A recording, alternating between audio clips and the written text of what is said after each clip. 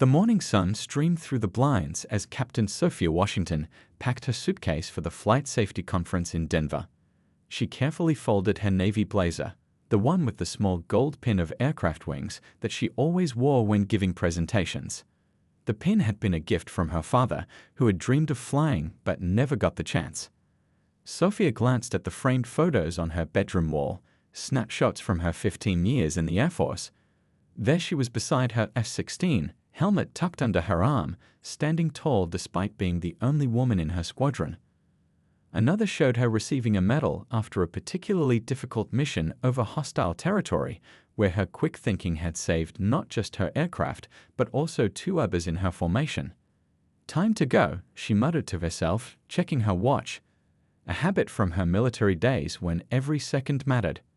At 42, Sophia carried herself with the same discipline and attention to detail that had made her one of the most respected pilots in her unit. Her close-cropped hair now showed hints of gray at the temples, and fine lines had appeared at the corners of her eyes, earned from squinting into countless horizons and through sandstorms in far-off lands. The taxi ride to Atlanta's busy airport was filled with the usual traffic, but Sophia hardly noticed. Her mind was already rehearsing the presentation she would give tomorrow: modern safety protocols in commercial aviation, lessons from military flight operations. Since retiring from active duty 3 years ago, she had built a solid reputation as a flight safety consultant, bridging the gap between military precision and commercial airline needs. As she walked through the airport terminal, rolling her carry-on behind her, Sophia noticed how people rarely gave her a second glance. In her simple black pants and white button-down shirt, she didn't stand out as someone who had once commanded a $20 million aircraft through combat zones. She'd gotten used to the invisibility that came after taking off the uniform, especially as a black woman in the aviation industry. Sometimes it bothered her, but mostly she accepted it as part of civilian life. "Boarding pass and ID, please," said the gate agent, barely looking up. Sophia handed over her documents, waiting patiently as the agent did a double take at her ID, eyes darting between the photo and Sophia's face. "Captain Washington, military?" "Yes, Air Force." "Retired now," Sophia replied with a small smile. "My brother's in the Air Force," the agent said, suddenly warming up. "Thank you for your service." These moments still felt strange to Sophia, the brief connections with strangers who suddenly saw her differently once they knew her background. As she made her way down the jetway, she tried to shake off the feeling. Today she was just another passenger, heading to another city for another conference. Finding her window seat, 14A, Sophia stowed her bag and settled in, automatically checking her surroundings as she'd been trained to do. The plane was a Boeing 737, one she'd flown in many times as a passenger, but knew inside and out from her safety work. She pulled out the safety card anyway, another habit she couldn't break. As a pilot, she'd always respected the machinery she operated, never taking for granted that everything would work perfectly. Looking out the window as ground crews finished their preparations, Sophia felt that familiar flutter of excitement she always got before flying, even when someone else was at the controls. The sky had been her office, her sanctuary, a proving ground for so long that even now, just being on an aircraft felt like coming home. Little did she know that this routine flight would soon test everything she'd learned in her years of service and force her to stand up in ways she never expected. As the plane began to taxi, Captain Sophia Washington had no idea that in just a few minutes, her expertise, her judgment, and her very identity would be called into question, or that her response would eventually make headlines across the country. The airplane hummed with pre-flight activity as Sophia settled into her window seat. A businessman in a wrinkled suit stuffed his bag into the overhead bin, while a mother tried to calm her fidgety toddler across the aisle. Sophia pulled out her notebook, planning to review her presentation notes during the flight, but her eyes kept drifting to the view outside her window. Coffee, tea, or water before takeoff? A flight attendant with a tight ponytail leaned over, balancing a tray of plastic cups. "Just water, please," Sophia replied, accepting the cup with a nod of thanks. The captain's voice crackled over the intercom, welcoming everyone aboard the flight to Denver. Estimated flying time, 3 hours and 20 minutes. Weather at the destination, clear skies, perfect landing conditions. Sophia half listened, her attention caught by something outside. As the plane began to taxi, she watched the wing flaps with a professional eye. Something about their movement seemed off, not dramatically wrong, but enough to trigger her pilot's instincts. The right wing flap wasn't extending to the same angle as the left during the pre-flight check. It was subtle, the kind of thing only someone with thousands of hours in the cockpit might notice. Sophia frowned, leaning closer to the window. She'd seen this kind of asymmetry before during her Air Force days. Once, it had been an early warning sign of a hydraulic issue that would have become dangerous if they'd taken off without addressing it. Her mind ran through the possibilities: a calibration error, a mechanical obstruction, maybe even ice buildup, though that seemed unlikely on this warm Atlanta morning. The plane continued its slow journey toward the runway, joining the queue of aircraft waiting for takeoff clearance. Sophia's unease grew. She pulled out her phone, quickly checking that it was still in airplane mode, and used the camera to zoom in on the wing flap, taking several photos. The difference was small but definite, about 15 degrees off from where it should be. "Excuse me," Sophia said, pressing the call button above her seat. Her heart rate picked up slightly, not from fear, but from the familiar feeling of responsibility. Even though she wasn't flying this plane, she couldn't ignore a potential safety issue. While waiting for the flight attendant, Sophia glanced around at her fellow passengers. Most were absorbed in their phones or magazines, oblivious to anything outside the bubble of their seats. The businessman next to her had already fallen asleep, his chin tucked against his chest. None of them had any idea that something might be wrong. "How can I help you?" The flight attendant appeared, her professional smile firmly in place. "I need to speak with the captain or first officer," Sophia said quietly, not wanting to alarm anyone nearby. "I've noticed an issue with the right wing flap configuration that should be checked before takeoff." The flight attendant's smile didn't waver, but her eyes narrowed slightly. "Are you an aircraft mechanic, ma'am?" "I'm a former Air Force pilot," Sophia explained, keeping her voice low and calm. "I flew for 15 years, including combat missions. I know what I'm looking at." "I see." The flight attendant's tone shifted ever so slightly. "Let me check with the flight deck." As the attendant walked away, Sophia turned back to the window, watching the wing flap with growing concern. The plane had moved forward in the takeoff queue, now just 3 aircraft away from the runway. Time was getting short. She pulled out her conference ID badge, which listed her credentials: Captain Sophia Washington, RET, USAF, Flight Safety Consultant. It wasn't something she usually displayed prominently, preferring to let her work speak for itself, but right now those credentials might matter. Through the window, she could see ground crews scurrying around other planes, the choreographed dance of airport operations continuing under the bright morning sun. In the distance, another plane lifted off the runway, climbing gracefully into the blue sky. Under normal circumstances, Sophia would have admired the sight. Today, it only reminded her of what could go wrong if a plane took off with even minor mechanical issues. The flight attendant hadn't returned yet. The aircraft inched closer to the runway. Sophia took a deep breath, steeling herself for what might come next. She hadn't expected to put her expertise to use today, but some instincts never fade, no matter how long you've been out of the cockpit. 5 minutes passed, then 10. The plane moved forward in the takeoff queue, now second in line. Sophia checked her watch, a growing knot of worry in her stomach. Through her window, she could see the runway lights blinking in sequence, guiding aircraft safely into the sky, when everything was working as it should. Finally, the flight attendant returned, leaning down close to Sophia's seat. "The first officer says everything is normal," she said with a tight smile. "All systems are showing green. They've completed all pre-flight checks." Sophia shook her head. "With all due respect, what I'm seeing doesn't match that assessment. The right wing flap isn't extending to the correct angle. I have photos." She held up her phone, showing the clear images she captured. The flight attendant barely glanced at the screen. "Ma'am, I understand you have some flying experience, but our pilots and ground crew have checked everything thoroughly. Perhaps what you're seeing is just the angle from your window." "Flying experience," Sophia repeated, trying to keep frustration from her voice. "I commanded an F-16 squadron.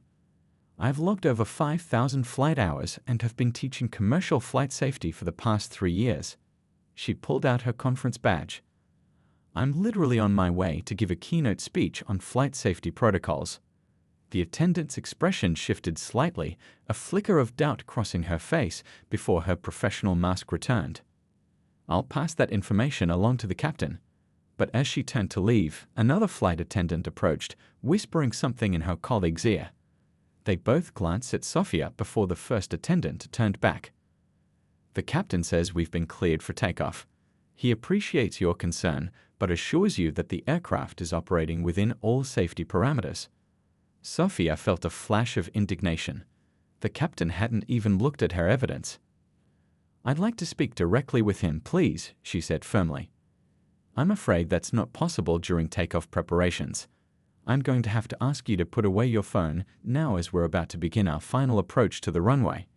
The attendant's tone had hardened, making it clear this was no longer a discussion but an instruction. As the attendant walked away, an elderly man across the aisle leaned toward Sophia. Everything okay, dear? You seem worried. Sophia hesitated, not wanting to cause panic. Just noticed something that should be checked before takeoff, she said quietly. Well, I'm sure these pilots know what they're doing, the man said with a dismissive wave. They fly these routes every day. Not like the old days when flying was an adventure. Sophia gave him a tight smile but said nothing. The plane began to move again, turning onto the runway.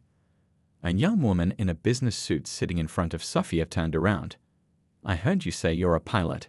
Is there really something wrong with the plane? Her eyes were wide with concern. There could be, Sophia admitted.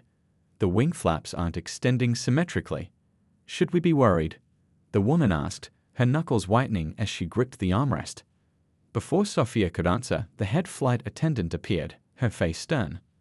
Ma'am, you're causing distress to other passengers, she said in a low voice. I'm going to have to ask you to stop this immediately. I'm just answering her question, Sophia replied evenly. And my concern is valid. Perhaps in your opinion, the attendant said. But our flight crew has decades of combined experience, and they've determined there's no issue. Unless you have some reason to believe they're less qualified than you are. The implication hung in the air. Several nearby passengers were watching now, some with annoyance, others with curiosity. Sophia felt the weight of their stares, aware of how this looked, a woman challenging the authority of the flight crew, causing a delay. This isn't about qualifications, Sophia said carefully. It's about what I can physically see happening with that wing flap. And I've told you, the captain has assured me everything is fine. The attendant's patience was clearly wearing thin. Now, would you like to continue this flight, or would you prefer to deplane? Because we can't take off with a disruptive passenger. The plane had stopped moving, holding at the start of the runway. Other passengers began to shift restlessly, checking watches, sighing loudly. Someone muttered, just let them fly the damn plane. Sophia felt a familiar pressure, the same she'd felt as the only woman, the only black officer in briefing rooms full of skeptical faces. The same dismissal, the same assumption that she couldn't possibly know what she was talking about, despite her credentials, despite her experience. The head attendant was still waiting for her answer, one eyebrow raised expectantly. Sophia took a deep breath, straightening her shoulders slightly. 15 years of military training had taught her to stay calm under pressure, to trust her instincts, and most importantly, to be persistent when safety was at stake. I'm not being disruptive, she said firmly but quietly. I'm raising a legitimate safety concern that deserves proper attention. She pulled out her phone again, quickly navigating to her photos. Look, she said, holding it up not just to the flight attendant, but also to the businessman beside her, who was now fully awake and listening intently. This isn't normal wing flap positioning for takeoff. The right flap is at least 15 degrees off from where it should be compared to the left. The businessman leaned closer, squinting at the photo. I fly a lot, he said slowly, and that does look odd, even to me. The head flight attendant's expression tightened further. Sir, please don't encourage this. We're already running behind schedule. Running late is better than not arriving at all, Sophia countered, keeping her voice steady. I understand everyone's frustration, but I can't in good conscience stay quiet about this. A middle-aged woman 2 rows ahead turned around. What's happening? Is there something wrong with the plane? Her voice carried, causing several more passengers to look up from their phones and magazines. The tension in the cabin shifted. What had been an isolated conversation was now becoming a focal point. The flight attendant glanced nervously down the aisle, clearly concerned about the spreading awareness. "There's no problem with the aircraft," she announced loudly enough for nearby passengers to hear. "We're just dealing with a minor issue and will be taking off shortly." "That's not accurate," Sophia said, her voice carrying despite her attempt to keep the conversation contained. "I've identified a potential mechanical issue that should be checked before takeoff." "And who are you exactly?" asked a man in a golf shirt from across the aisle. Before Sophia could answer, the young woman in the business suit spoke up. "She's an Air Force pilot. I heard her earlier." "Former Air Force pilot," Sophia corrected. "I flew F-16s for 15 years and now work as a flight safety consultant." A murmur went through the nearby rows. The atmosphere had changed from irritation at a delay to something more uncertain. The intercom crackled. "This is your captain speaking. We've been cleared for takeoff but seem to be experiencing some confusion in the cabin. Please remain seated with your seatbelts fastened. We'll be on our way momentarily." Sophia looked at the flight attendant. "Please ask the captain to come out here. I need to show him these photos directly." "He can't leave the cockpit during takeoff preparations," the attendant replied automatically. "Then delay the takeoff," Sophia insisted. "This isn't about me being difficult. This is about the safety of everyone on this plane." The flight attendant's walkie-talkie buzzed. She listened for a moment, then spoke into it in hushed tones, turning slightly away from Sophia. When she turned back, her expression had changed subtly. "The first officer wants to see your photos," she said reluctantly. "Good," Sophia replied, unlocking her phone again. "I'll send them right now. What's the email?" After sending the images, Sophia waited, acutely aware of the growing restlessness throughout the cabin. Some passengers were checking their watches, others craning their necks to see what was happening. A few had their phones out, possibly recording the situation. 5 minutes later, the flight attendant's walkie-talkie buzzed again. She listened, her face giving away nothing. Then she leaned down to Sophia. "The first officer says thank you for the photos, but they've determined it's within acceptable parameters for this aircraft model. We're proceeding with takeoff." Sophia stared at her in disbelief. "That's not possible. I know this aircraft type. Those flaps are not in the correct position." The plane began to move forward again, engines powering up for takeoff. The businessman next to Sophia shifted uncomfortably. "Maybe they know something we don't. Or maybe they're not taking this seriously enough," Sophia replied, loud enough for others to hear. She unbuckled her seatbelt and stood up. "Ma'am, you need to sit down immediately." The flight attendant's voice rose with alarm. "I cannot in good conscience remain on this flight," Sophia announced, looking around at the now silent cabin. "As a professional pilot with thousands of flight hours, I am telling you that there is a visible issue with this aircraft that needs to be addressed before takeoff." The plane had stopped moving again. All eyes were on Sophia. "You're just one person with an opinion," called out someone from the back. "Let the pilots do their job." "I wish I could," Sophia replied. "But part of my job, my responsibility as a pilot, has always been to speak up when something isn't right, even when it's unpopular, even when people don't want to listen." The head flight attendant's walkie-talkie buzzed once more. She listened, then looked up at Sophia with cold eyes. "The captain requests that you deplaned immediately. We'll have your luggage removed." Whispers rippled through the cabin. Some passengers looked relieved that the troublemaker would be removed. Others appeared concerned, glancing nervously out their windows at the wings. Sophia stood tall, gathering her small carry-on bag from under the seat. "I'll deplane," she said clearly. "But I want everyone on this aircraft to know why. There is a visible mechanical issue with the right wing flap that should be inspected before this plane takes off." As she moved toward the aisle, she felt a mixture of emotions: frustration, concern for the passengers who would remain on board, and a familiar sense of being dismissed despite her expertise. But underneath it all was the certainty that she was doing the right thing, regardless of the cost. As Sophia stood in the aisle, carry-on in hand, a strange hush fell over the cabin. For a moment, nobody moved or spoke. Even the flight attendant seemed frozen, walkie-talkie still in her hand. Then, from a few rows back, a man slowly raised his hand. "Excuse me," he said, his voice carrying in the silence. "I'm actually an aerospace engineer. Could I see those photos you took?" Sophia hesitated, then nodded, passing her phone back to him. The man studied the screen, zooming in with his fingers, his brow furrowed in concentration. After a moment, he looked up. "She's right," he said simply. "That flap alignment is definitely off. It's subtle, but it's there." Another passenger, a woman with gray-streaked hair, leaned across from her seat. "I work for Boeing," she said. "Have done for 22 years. I'd like to see those photos too, if you don't mind." The flight attendant's face paled slightly as the phone was passed to the Boeing employee, who took even less time to reach a conclusion. "This should be checked," she confirmed, looking around at the other passengers. "It might be nothing serious, but it could also indicate a hydraulic issue or a calibration problem. Either way, it needs attention before takeoff." A ripple of unease went through the cabin. A young father clutching a child's teddy bear stood up. "I'm getting off too," he announced, "not taking chances with my kid's life." "Please, everyone stay calm," the head flight attendant said, her voice strained. "There's no verified issue with this aircraft." "There are 3 aviation professionals who have just verified it," Sophia pointed out quietly. "How many more do you need?" The flight attendant turned away, speaking urgently into her walkie-talkie.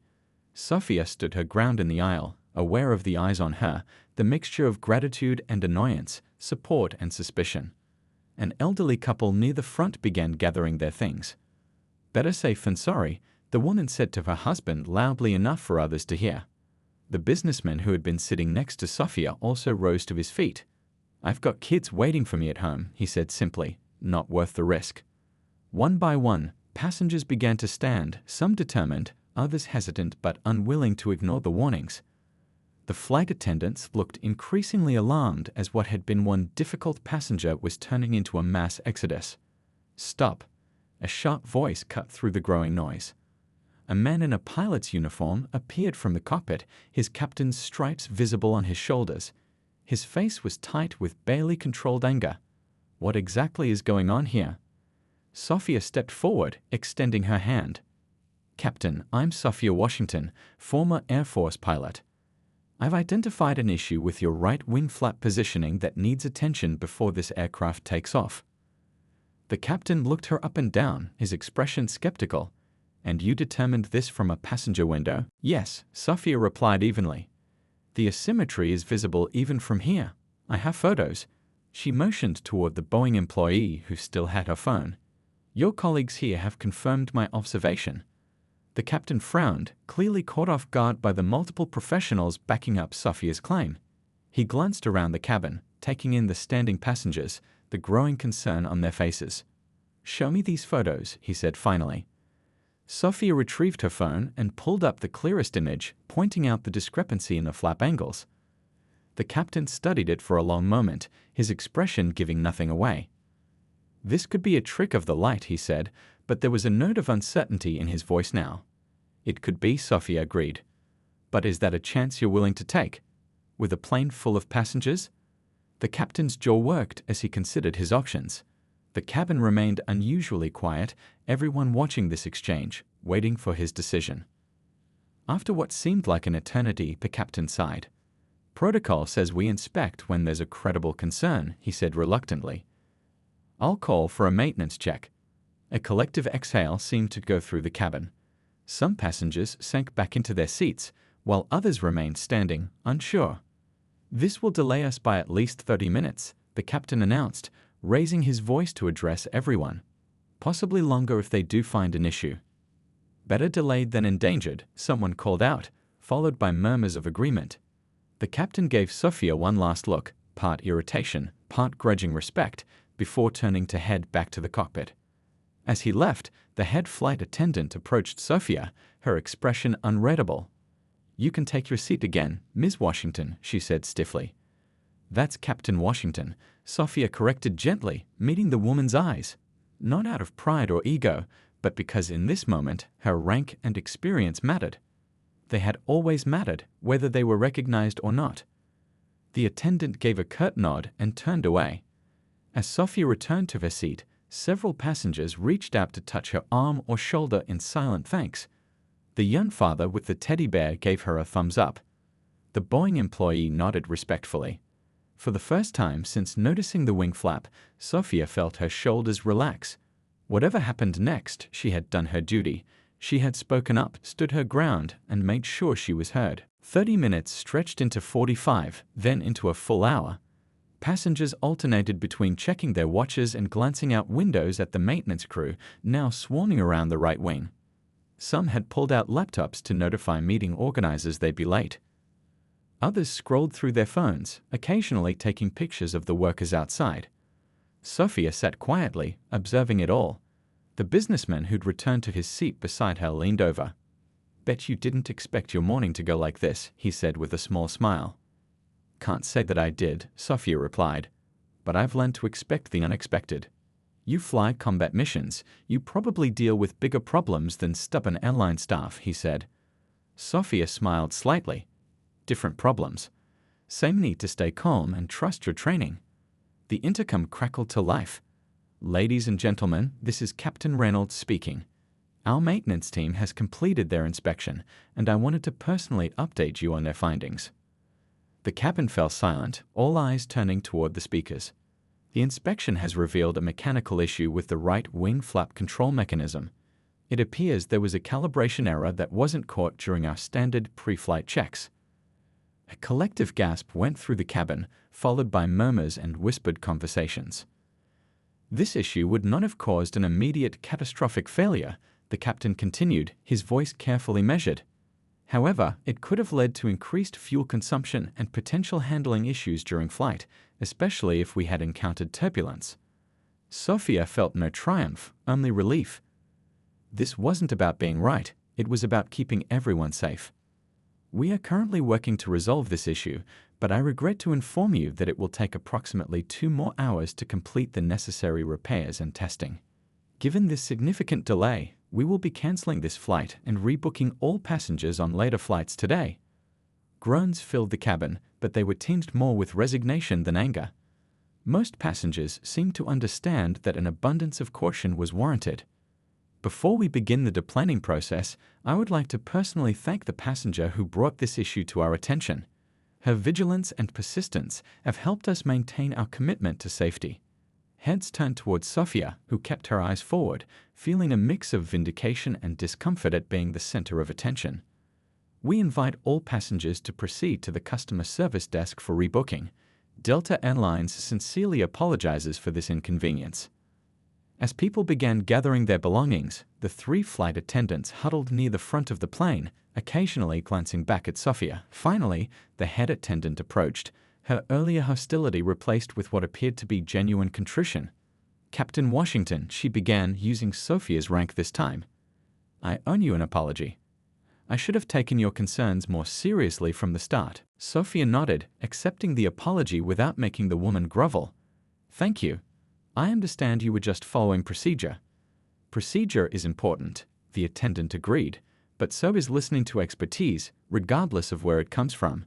She hesitated, then added, "I've been doing this job for 12 years, and sometimes I forget that there's more to safety than just checking boxes." As passengers began to file toward the exit, many stopped briefly by Sophia's row. "Thank you for speaking up," said a middle-aged woman with 2 teenagers in tow. Not everyone would have had that courage. The young father with the teddy bear paused beside her. "My daughter thanks you too," he said quietly, "even if she's too young to understand." Even the elderly man who had initially dismissed her concerns stopped by. "Guess I was wrong about these pilots knowing everything," he admitted with a gruff nod. "Good thing you were here." As Sophia finally stood to join the deplanning passengers, the captain emerged from the cockpit, making his way down the aisle against the flow of departing travelers. He stopped when he reached her. "Captain Washington," he said, extending his hand. "I'd like to speak with you, if you have a moment." Sophia shook his hand, noting his firm grip and direct eye contact. The maintenance team found a faulty hydraulic connection that was causing the flap misalignment, he explained, speaking just loudly enough for nearby passengers to hear. "If we'd taken off, it likely would have worsened during flight." At cruising altitude, that could have created significant control issues.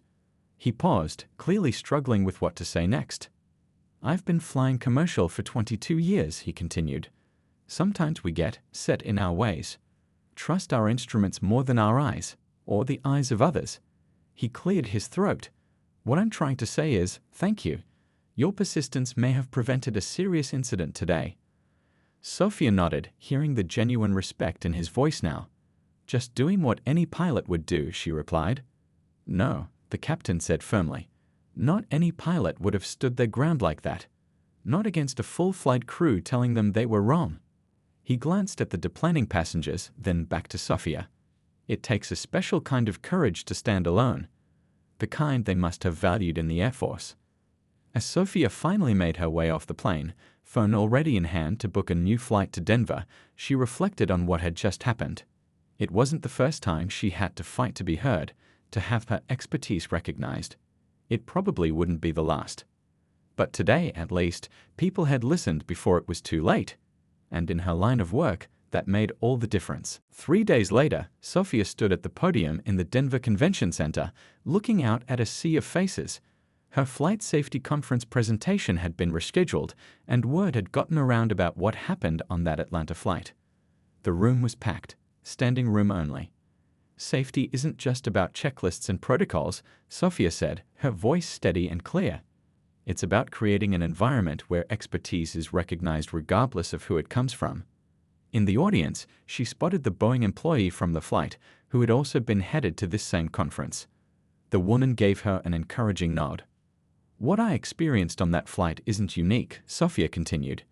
Many of us have been in situations where our knowledge was dismissed because of who people assumed we were, rather than what we actually knew. As she spoke, her phone buzzed in her pocket. She'd been getting a lot of messages lately. The story had spread first on social media, then made its way to local news stations. Someone on the flight had recorded video of her standing up to the flight crew, and it had gone viral overnight. The airline industry has made tremendous strides in safety over the past decades, Sophia told the audience. But we still have blind spots, especially when it comes to listening to voices that don't fit our expectations of what an expert looks like. After her presentation, a group gathered around her, aviation professionals eager to share their own stories. An older gentleman with white hair and a pilot's wings pinned to his lapel shook her hand firmly. My daughter's starting flight school next month, he said. I'm going to make sure she hears your story. As the crowd thinned, a woman in a crisp business suit approached. Captain Washington. I'm Patricia Chen, VP of Safety Operations at Delta Airlines. Do you have a moment to talk? Over coffee in a quiet corner of the convention center, Patricia explained that the airline had been following Sophia's story closely. What happened on that flight highlighted gaps in our training, she admitted. Our crews are taught to reassure passengers, but sometimes that means they dismissed legitimate concerns. She leaned forward. We'd like to bring you in as a consultant to help us revise our protocols. Sophia raised an eyebrow. To actually make changes, or just for good publicity? Patricia smiled. I asked my team the same question. Then I read your file. 15 years of distinguished service, multiple commendations, and a perfect safety record. We'd be fools not to listen to what you have to say. That evening in her hotel room, Sophia scrolled through her emails, still overwhelmed by the response to her story. There were interview requests from major networks, messages from young women inspired by her stand, and notes from fellow pilots sharing similar experiences. One email caught her eye, from a high school teacher in Baltimore asking if she would speak to his aviation club. The subject line read, "My students need to see someone like you." Sophia smiled, thinking of her own journey. Growing up, she'd rarely seen pilots who looked like her. It wasn't until her uncle, a Vietnam veteran, had taken her to an air show that she'd even considered aviation as a possibility. Her phone rang, her mother calling from home. "Baby, you're all over the news," her mother exclaimed when Sophia answered. "Your father's been showing the videos to everyone at church." Sophia laughed. "It's been a crazy week, Mom." "I'm proud of you," her mother said, her voice softening, but not surprised. "You've never let anyone tell you what you couldn't do." After a pause, she added, Your grandfather would have been proud too. Sophia's grandfather had been one of the Tuskegee Airmen, facing discrimination even as he served his country with distinction. He passed away when Sophia was in high school, but his stories had helped fuel her determination to fly. A week later, Sophia sat in a conference room at Delta's headquarters, surrounded by flight safety officers, training coordinators, and airline executives. Her presentation, recognizing expertise, improving communication between flight crews and passengers, was on the screen behind her. The issue isn't that your crews aren't well trained, she explained. It's that they're trained to manage passenger anxiety, not to recognize when a passenger might actually have relevant expertise to offer. As she outlined her recommendations, Sophia noticed the attentive faces around the table. No one was checking phones or looking bored. They were listening, really listening. We need to move beyond the assumption that the only experts are the ones in uniform, she concluded.